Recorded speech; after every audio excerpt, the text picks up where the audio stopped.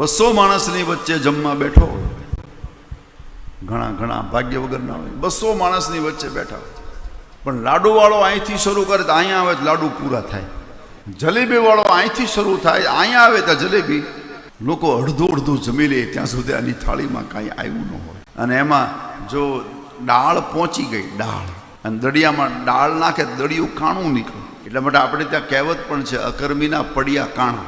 પેલા એક મહેમાનને આવું થયું, આમથી મીઠાઈવાળો અહીંયા આવે તો ખલાસ, એ પાછો કહે હું લઈને આવું હમણાં, હા અહીંથી આ રવાના, અહીંયા બધાએ જમવાનું ચાલુ કરી દીધું, અહીંયા આમ બેઠો.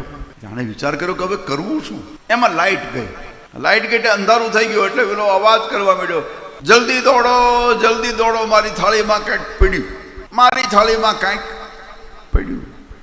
કોઈ બેટરી લઈને આવ્યું, કોઈ ઘણા તો ફોન ચાલુ કર્યા, એટલે બેટરીવાળા કીધું આમાં તો કાંઈ નથી. ત્યારે ઓલો બોલ્યો, એટલે જ બોલાવ્યા, આમાં કાંઈ નથી, આમાં કાંઈક નાખો.